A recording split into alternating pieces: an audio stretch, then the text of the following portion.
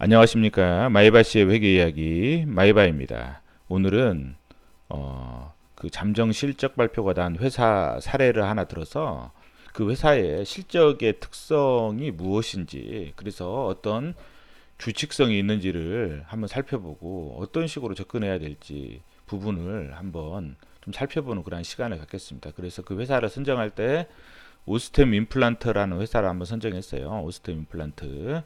그래서 오스템 임플란트를 통해서 과연 어떤 식으로 규칙성이 있는지 한번 살펴보는 시간을 갖겠습니다.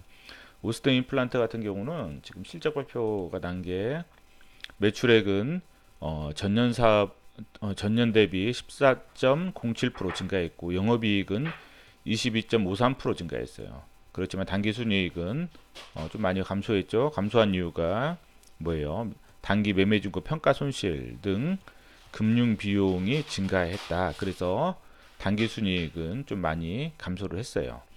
오스템 임플란트의 어떤 실적의 특성을 좀 살펴보면, 우리가 이런 회사들마다 실적의 특성을 여러분들이 좀 그 케이스 바이 케이스로, 이 회사는 이런 실적의 특성을 가지고 있다라는 부분들을 좀 약간 정리를 해 놓으셔야 돼요. 그래야 이 회사를 접근할 때, 이왕이면 만약 이 회사가 좋아질 거다 그렇게 예상하면 우리가 투자를 하잖아요. 투자를 하면은 언제 투자를 할 것인가. 이왕이면 실적이 나쁠 때 나쁜 분기에 투자를 하는 게 좋아요. 뭐든지. 그래서 이 회사가 장기적으로 괜찮을 것 같다. 그러면 나쁜 분기에 투자를 하는 그러한 전략으로 가시는 게 좋지 않나 그런 생각을 합니다. 이게 보면 지금 오스템 임플란트 같은 경우는 항상 보면 이게 4분기가 제일 안 좋아요. 영업이익이 안 좋고. 그렇죠. 4분기가 안 좋아요. 매출은 어때요? 계속 증가해요. 매출은 계속 확장을 하고 있어요.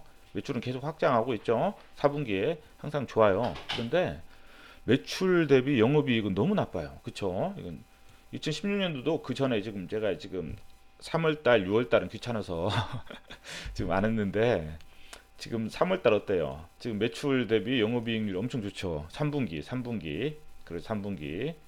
그런데 4분기에 보면 어때요? 이게 반 이상 줄어들어 버렸죠. 여기도 단기 순이익도 줄고 영업이익은 많이 반 이상 줄었어요. 반 가까이. 여기도 마찬가지고. 어때요? 상당히 어떻게 보면 규칙적으로 4분기에 안 좋아요. 그러면 이 회사는 4분기에 안 좋다는 거예요. 그럼 그 원인이 뭐냐? 여기 보면 이제 이건 뭐야, 미래에셋 대우에서 나온 리포트인데, 이 회사 같은 경우는 일회성 비용이라고 4분기에 좀 많이, 4분기 일회성 비용이 좀 많은 것 같아요. 그런데 일회성 비용이라는 게 어쨌든 한 번씩 발생해야 되잖아요. 근데 일회성 비용이 해마다 반복적으로 발생되면 그 일회성 비용이 아니잖아요. 4분기에는 항상 이런 비용이 규칙적으로 발생하는구나. 이건 일회성 비용이 더 이상 아니잖아요. 왜냐하면 2016년도에도 지금 여기 보면 대손상각비가 87억 원, 2017년도 4분기에는 재고자산 평가손실 40억, 대손상각비 33억, 2018년도 4월달은 반품 충당금 100억. 어때요?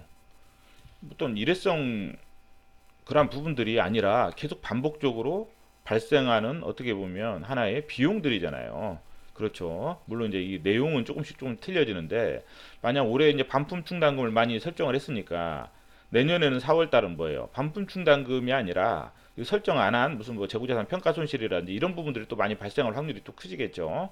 이런 부분들이 이제 항상 있다는 거죠. 왜냐면 4분기에 항상 이제 공인회계사 회계법인 감사가 있잖아요. 감사가 있기 때문에 1, 2, 3분기에는 인식하지 않고 있다가 4분기에 한꺼번에 인식하는 회사의 어떤 그런 형태인 것 같아요. 실적에. 그래서 이런 회사들은 이런 부분들을 좀 파악을 해서, 오늘은 제가 뭐 이 회사가 좋냐 나쁘냐 이러한 의미가 아니에요. 혹시라도 오해를 하시는 분들이 있을까봐, 이 회사가 좋냐 나쁘냐 저평가되어 있냐 고평가되어 있냐 이런 부분들에 대한 어떤 접근이 아니라, 만약 내가 이 회사를 분석을 했을 때 이 회사가 뭐 저평가됐다 그리고 앞으로도 성장할 것 같다 그러면 내가 투자를 했을 때 어느 시점 어느 분기에 가급적이면 투자를 할 것이냐.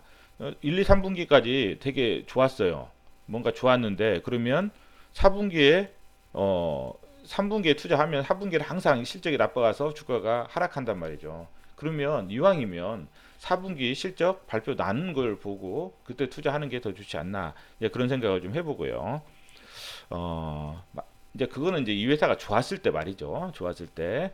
그리고 이제 가이던스 같은 경우는 지금 2018년도 12월 달에 1188억, 영업이익 92억, 당기순이익 62억을 예상을 했잖아요. 근데 매출은 거의 맞아요. 매출은 예상한 게 거의 비슷하게 맞아 떨어져요. 근데 영업이익은 뭐 회사에서는 일회성 비용이라고 하는데 뭐 4분기마다 계속 발생하는 어떻게 보면 4분기에는 무조건 이런 비용들이 많이 어떤 식으로든 비용이 발생하구나. 예, 그런 부분들. 그래서 영업이익은 훨씬 어닝 쇼크라고 하는 게 뭐냐면 전년도보다 증가했지만 예상 가이던스보다 영업이익이 줄었단 말이죠. 훨씬. 그렇죠. 4분기 영업이익 좀 컸었는데 얼마였어요? 지금 92억이었는데 지금 3억이잖아요. 3억. 지금 3억이기 때문에 가이던스보다 훨씬 영업이익 측면에서는 어닝 쇼크다. 이런 식으로 이제 접근한 거죠. 그렇죠. 그래서 좀 회사별로 이렇게 이제 뭐 어떤 회사마다 특성이 있을 거예요. 그래서 좀 의료기기 회사들 같은 경우 또 덩어리가 또 있는 회사들, 뭐 CT 관련된 회사들도 좀 이런 경향들이 좀 많은 것 같아요. 재고자산 평가 손실이라든지 이런 부분들이 4분기에 좀 일시적으로 많이 개상이 되는 그런 부분들이 있으니까 이런 회사들마다 특성을 좀 파악을 하셔가지고 기록을 해놓으시면 좋을 것 같습니다. 예, 오늘은 우스템 임플란트 사례로 본 어떤 실적의 특성 그리고 어떻게 접근해야 될지 이런 부분에 대해서 간단하게 살펴봤습니다. 이상입니다.